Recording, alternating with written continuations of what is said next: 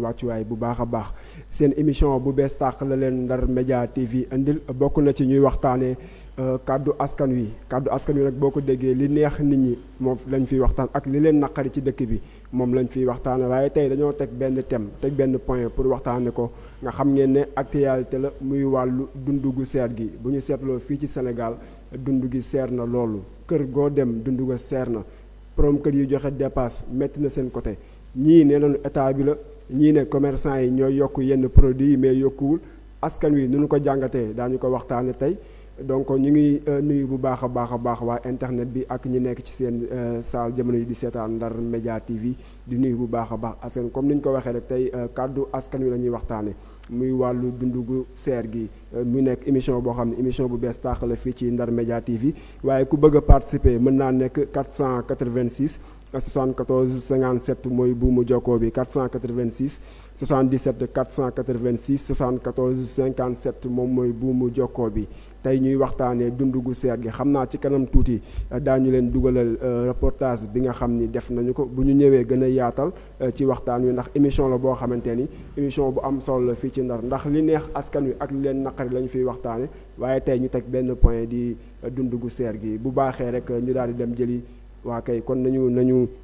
nañu def ni daal di xool xaar téléspectateurs yi ñoom mën nañu ñëw bokk ci waxtaan wi 486 74 57 486 74 57 moom mooy buumu jokkoo bi tey ñuy waxtaane tolluwaay réew mi bokk na ci dundu gu seer gi xam ngeen ne jamono ji may wax ak yéen borom kër ginnaaw borom kër doonatul mbër ndax lépp loo xam ne rek borom kër mi ngi ko daan mënatu ko lépp loo xam ne soxna yi ñu ngi ko daan am marché mënatuñ koo am ndax bu ñu demee foo laal dafay metti loo laal cher na jamono ji xëy na nag ñenn ñi neewoon nañ du lii lañ doon xaar si suñu président bi ñu koy fal bi muy fal li mu dugal ak lii bokkul ñii ne déedéet jamono bi moo toll moo tax affaire yi cher am ñoo xam ne sax tey commerçant yi lañu ko jiñ ñoom sax xam am na ci ñoo xam ne wax nañ daañu dégg seen i kàddu am ñoo xam ne ñoom it daal dinañuy gisee neneen nu bokkut ak ni commerçant yi gisee en tout cas lu ci mën a am daañu ko waxtaane ndax Ndar Média TV télévision la boo xamante ne li soxal askan wi rek moom la ñu fay waxtaane li gën a baax rek la ñuy waxtaane kon ay ca bu baaxee ñu daal dem jëli élément bi daal di ñëwaat ci waxtaan wi. ndax wax dëgg yàlla dund gi moom métti na suñu jàll na sax métti suñu ndax gis na marché dañuy dóor waa guddee bëccëg di jaayante pour dépasse pour mën dundal suñu njaboot yee suñu waajur waaye jëni seen a seegoo xam ne lépp luñ si jaay du si am dara dund gi seen nag lépp seen mën naa ni sax Ahmadou Bamba rek moo noo gun lépp lu ñu jaay lu mu tuuti daan am ñoo téeméer bu sax bu nu mën dundee lekkee waaye kii di Macky Sall muy suñu président dimbalu askan bi ndax askan bi sonn nañu dund gi métti na jën yi jafe na mën naa ne lépp a seesu dund gi dara yomb nguuru Ablaye Wade keesu jën noo ko daan jëndee ñaari junni nguuru Macky Sall noo koy jëndee fukki junni juróom kon nag Macky Sall nguuram gi métti na métti goo xam askan bi ñëpp a ko yëg fi ñu tëdd nii dañoo tëdd sax galaas a jën suñu xel du daal dañuy xalaat jën bi nu mu séeré nanan ko mën jaay ba jëni si waaye dañu nekk ak xale boo xam ne suñu waajur yi dañu yor si liggéey dañuy liggéey di liggéey ba yàlla def la si gën duñu su mas a tay ndax géej gi ak suñu baas yi nu am ñi mooy suñu président ndax lépp lu am géej gi moo ñu ko dimbal xooluñu président genn duñu kaas duñu kaas lépp tawe du ñëw ba nu kaas lépp moo koy fajal suñu bopp yàlla dañuy ñaan yàlla suñu borom lépp lu nu mën a ren yàlla nañ ko mën déwén ba duñu kaas sa daal. comme ni ko gars yi waxee rek maanaam ñu bëri dañ ne commerçant yi ñoo yokku te du si commerçant yi amaana nga si état bi la ndax état bi je pense que moo teg borom usine yi nekk Sénégal yoo xamante ne léegi impôt bi quoi léegi moo tax léegi ñooy yokk seen prix bagage bu ko defee ñooñu tamit léegi prix bu yokkee ñun tamit foog ñu yokk ndax léegi foog ñu yokk parce que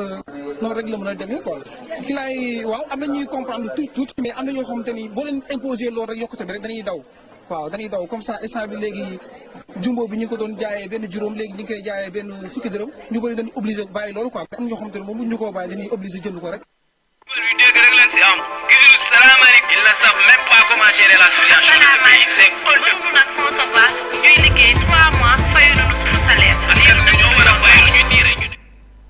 voilà comme ni ñu leen ko waxee gis ngeen reportage bi nga xam ne def nañu ko ci kàddu askan wi mu nekk wàllu dundu gu seer gi bu ñu gisee donc suñu yaay booy bi wax sànq mi ngi wax ci dundu gu seer gi waaye wax na sax bay dal ci kaw président Macky Sall ndax li mu ñu digoon ak li mu def dafa wuute loolu en même temps am nañu réaction benn commerçant moom it daal dinay wax ba ne dund gi seer na mais du ci ñoom donc ca kaw la jógee moo tax dund gi daal di seer ba ci jimbo boobu sax xam naa dina jar taxaw seetlu bu baax a baax ndax jimbo ñu ngi koy jaayee léegi benn fukki dërëm te am na ñoo xam ni bagage yi ñu yoroon donc ko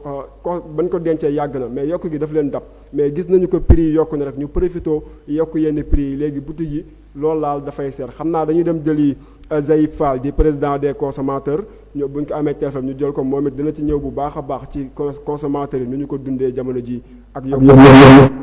Zahib Fall salaamaaleykum.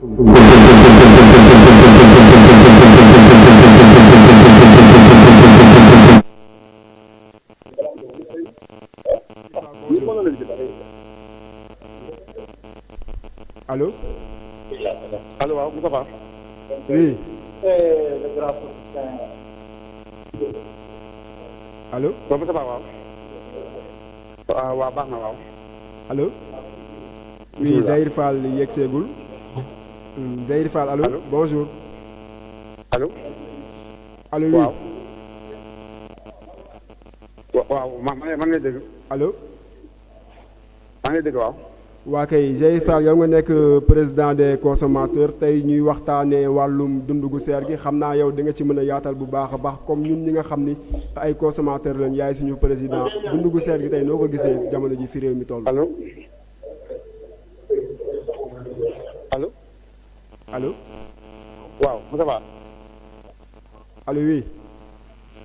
waaw affaire bi léegul de léegul boo mën a wax sa kaw man la dégg la ma dégg la. waa kay xam naa rési ñu ngi koy xool pour mën koo li ayca Zahir. waaw maa ngi dégg waaw. waa kay tey ñuy waxtaanee dundu gu seer nga nekk président des consommateurs ñuy waxtaanee dundu gu seer gi yow yaa jiite ñi nga xam ne ñooy consommer dundu gu seer gi jamono ji noo koy jàngate ak nan nga koy analyser. waaw maa ngi leen di nuyu bu baax a baax a baax. waaw di féliciter Ndar Média TV di ko teg ci loxo Moustapha mu jàlle ko ci agent yëpp quoi. donc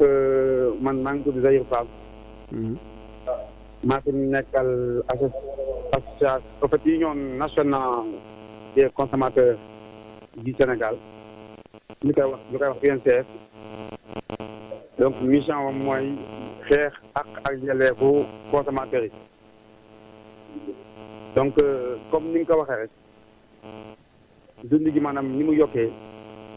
loolu kenn mënul wax yëguma ko même ki nga xam sax am na salaire bu baax sax sentir na coono jamono yi ñu génn te donc li ma ko jàngatee rek mooy maanaam mooy mauvaise prévision parce que dañuy gérer c'est prévoir maanaam booy gérer mbir da ngay anticiper yi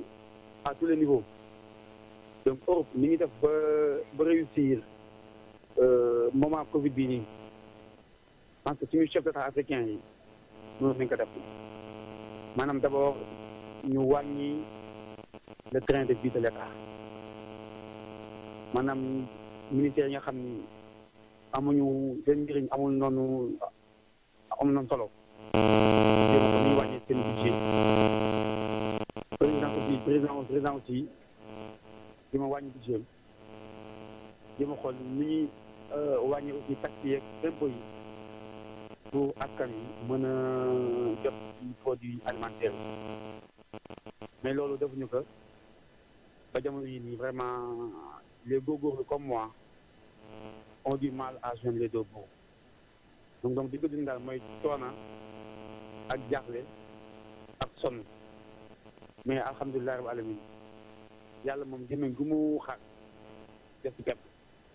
mais maa ngi lay seedeel ni dëkk bi métti na foo ko nattaree weesu nag waaw loolu daal vraiment laa doon wax sama xalaat ñaan vraiment le président vraiment mu revoir vraiment les priorités ndaxte xam nga lekkat naan moom boobu dafa bokk ci priorité nga xam ni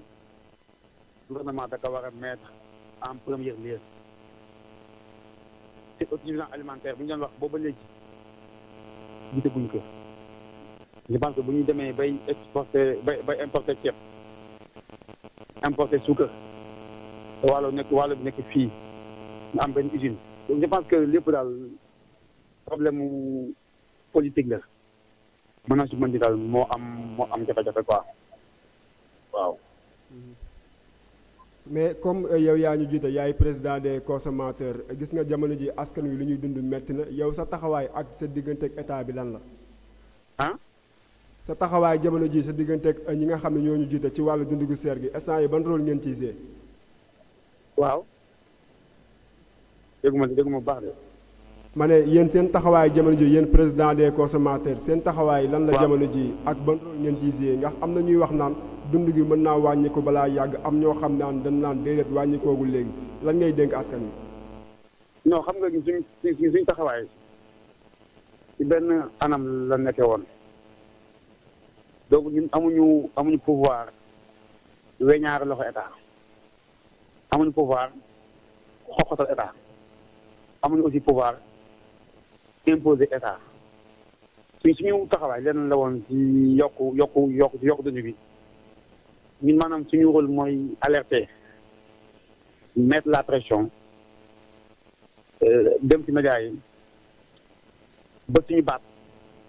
mën a yegg fi nga xam ni mooy njiitu réew mi donc jamono yi ma wax ak yéen ministre du commerce wàcce na benn arrêté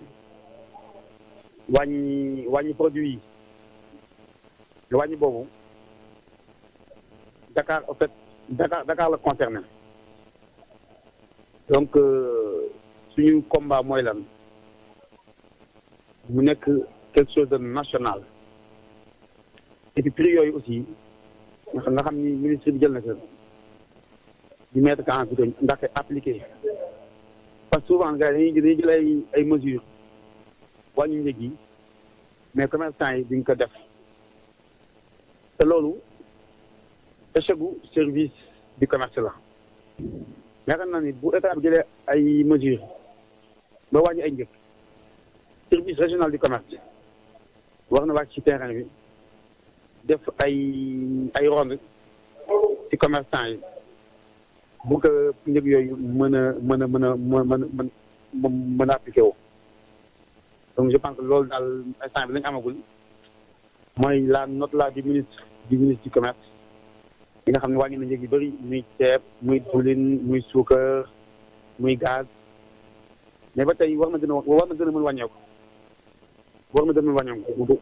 donc le combat boobu du association consommateur ñoo koy mënee combat Sénégal yëpp la quoi muy man muy yow muy keneen parce que ñi képp kenn ci ñun am nga lu la wax sa kër mooy joxe dépense donc combat bi bu ko ñëpp engagé ndoo ñëpp taxaw temm xàccandoo dóorandoo je pense que nii diwlin ni yombe Mauritanie suukar yombe Mauritanie dañoo amuñu usine suukar dana gën a yomb Sénégal donc c'est un défi qu'on doit se lancer ku nekk def ko sa yëf ñu mën a vraiment réussir ce combat. xam naa ñu ñëw ci dernière question yi donc est-ce que am nga yaakaar ni fii ak 2021 bi di jeex dund gi mën naa wàññiku. ah xam nga ñun moom on est gouverné par des politiciens te li naan politicien moom dafay signaler gauche jàdd droite donc te loo xam ni yàgg ma moom da ngay foxati askan wi ñoo war a jóg ñoo war a jóg comme un seul homme imposer seen kàddu parce que tubaab dafa ni la révolution d'un peuple même boobu atomique sax mënu ko téye donc na nit ñi jóg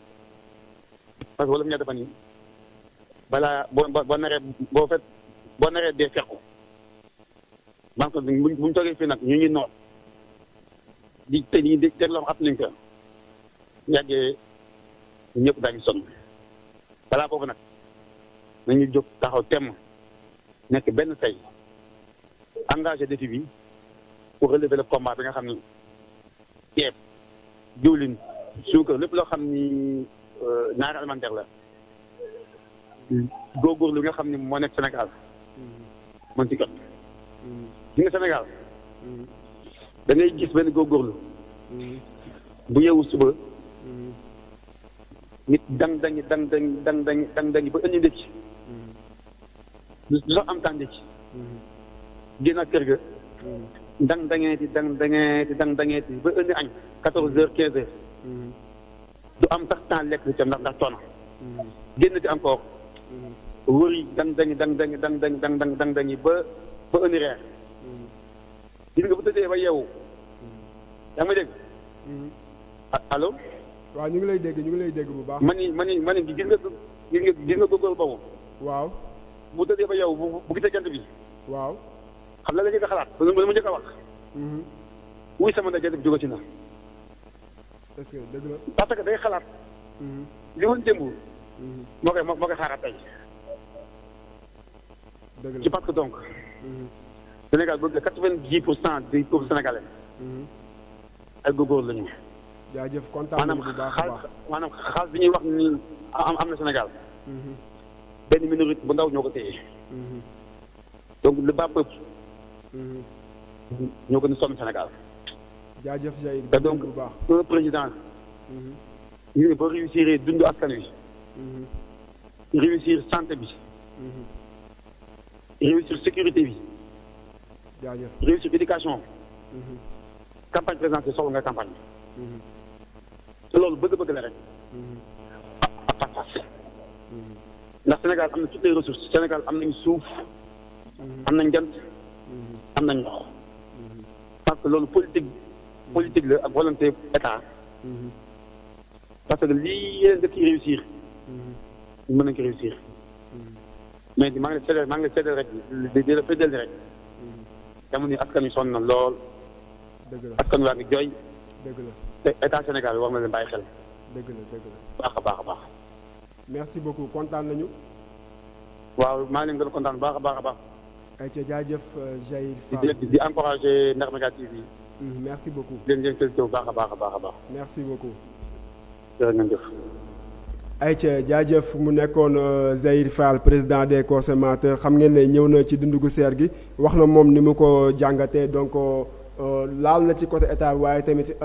am ni mu expliqué xam naa peut-être yaakaaram des na ci 2021 bi dund gi daal di wàññiku waaye en tout cas ñun Ndar Média TV daan ci taxaw seetlu bu baax a baax ndax dafa nekk loo xam dañu ko war di waxtaane fu ñu toll muy wàllu dund gu seer gi léegi ñi nga xam ne jamono ji ñu ngi seetaan moo xam seen kër wala seen i téléphone bëgg a participer ci émission bi mën naa nekk 77 486 74 57 77 486 74 57 pour bokk ci émission bi la di kàddu askan wi tey ñu teg comme sujet wàllum dund gu seer gi boo demee ci marché yi xëy na sukkar yi la ëpp la gars yi di waxtaane wàllu sukkar bi yokku na ceeb bi yokku na mais yeneen yi nga xam ne yu sew sewaan yi nga xam ni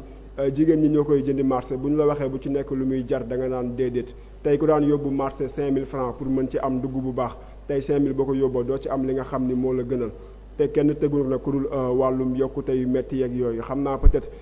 téléspectateur bu nekk ci ligne bi ñu daal di koy jël 77 486 74 57 ngir bokk ci émission bi la di kàddu askan wi bu fekkee kenn ñëwagul ñu daal di dem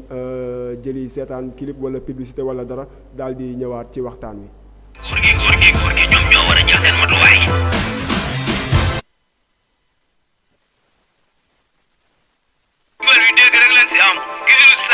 Ils ne savent même pas comment gérer la situation de ce pays. C'est mënuñu nag concevoir ñuy liggéey 3 mois fayuñu nu suñu salaire. askan wi ñoo war a bàyyi lu ñu diire ñu ne góor gi ñoom ñoo war a jël seen matuwaay.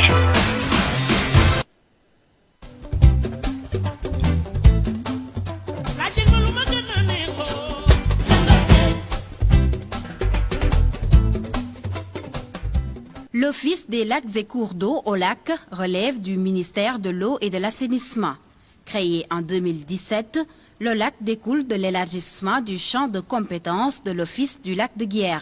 Les missions de l'OLAC sont entre autres l'aménagement, la planification et la gestion rationnelle des eaux de l'ensemble des lacs et cours d'eau sur toute l'étendue du territoire sénégalais, à l'exception des cours d'eau objets de conventions internationales. La maîtrise d'ouvrage déléguée de l'aménagement et des investissements liés à la gestion des ressources en eau, l'entretien et la maintenance des équipements et ouvrages de gestion des plans d'eau, le suivi qualitatif et quantitatif des ressources en eau des lacs, la gestion et l'exploitation des végétaux aquatiques sur les lacs et cours d'eau intérieurs.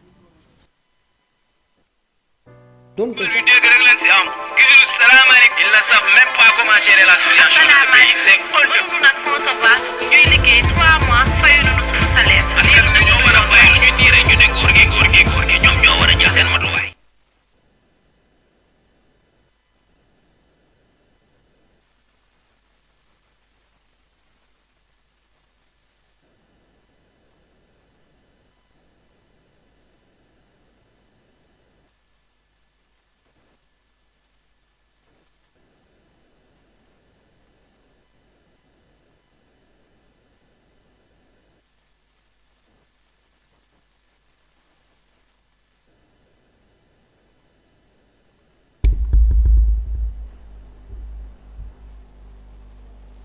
voilà merci beaucoup Régi xam naa Zahir Fall daañu ko am mercredi incha allah mu ñëw fii ci plateau bi ñu waxtaane ko ndax dund gi seer na jamono ji li ma lay wax askan wi sonn nañ trop pour mën a am li nu bëgg ci wàllum dund ndax boo demee marché tey la fay dugg jën yi même jën yi dafa seer tey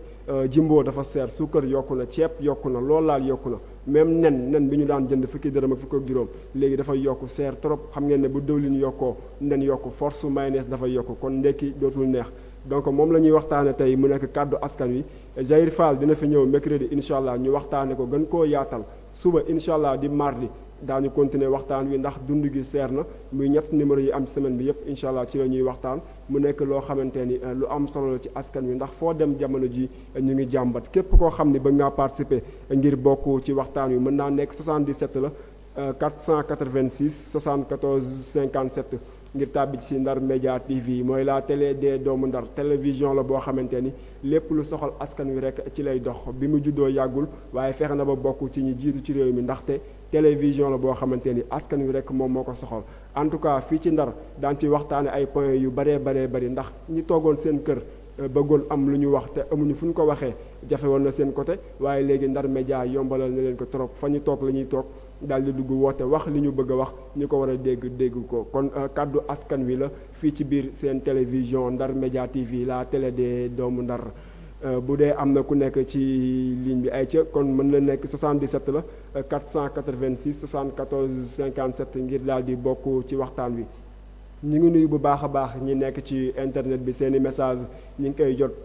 bu baax a baax ñu ngi leen di nuyu di leen ziar ñoom ñu fi ñu mën a toog di bàyyi xel Ndar Média TV la télé des doomu Ndar xam naa fii sax la ñuy yëkkatee jotaay bi daal di leen di jox dig daje suba mardi incha allah daan fi ñëw 12h30 13h gën a waxtaanee gën a yaatal waaye nag mercredi dañuy am Zahir Fall mu nekk président des consommateurs mu ñëw fii toog ci plateau bi ñu jàkkaarloo daal di koy waxtaane ndax lii ñu indi comme sujet tey soxal na askan wi trop jaa ngeen jëf mbokku téléspectateur yu Ndar Média TV jox leen dig daje ba suba incha allahu rabbi même heure même scène Ndar Média TV la télé des doomu Ndar. lu dégg rek leen si am gisul salaamaaleykum ils ne savent même pas comment gérer la situation de ce pays c'est honteux. mënuñu nag concevoir ñuy liggéey 3 mois fayuñu nu suñu salaire. askan bi ñoo war a fay lu ñu diire ñu ne góor gi ñoom ñoo war a jël seen matuwaay.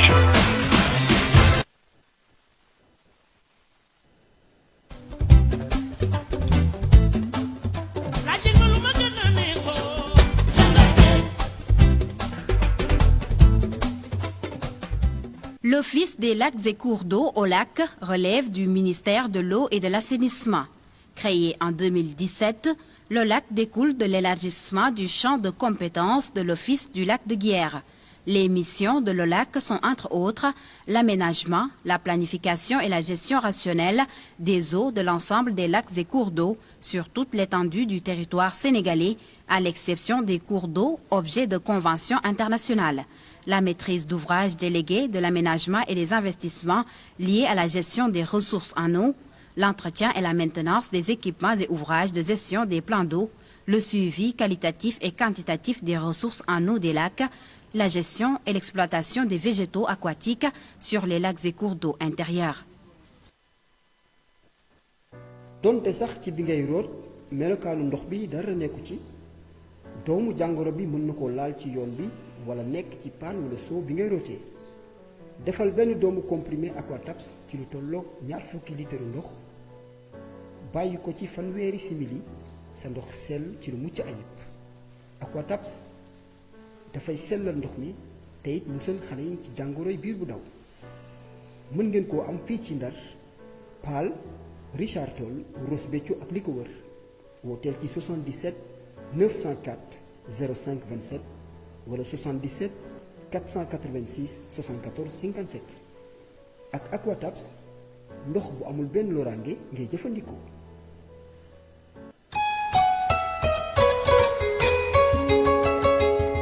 ñaq yi aar askan wi ci bas bii di coronavirus ñu ngi wéy di am ba tey ci biir kër docteur yi nekk ci Sénégal ministère de la santé mi ngi leen di xamal ni képp ku bëgg a ñaqu na nga dem ci kër docteur bi la gën a jege di fàttali ne am na yeneen i bërëbu ñaqu yu ñu samp ngir gën a jege askan wi mbokk yi ne ñu ñaqu te sàmmoonteeg ndigalu waa kër docteur ngir mucc ci coronavirus bii xibaar bi service national bu éducation ak information pour la santé ci ndimbalu USAID Breakthrough Action moo leen ko may.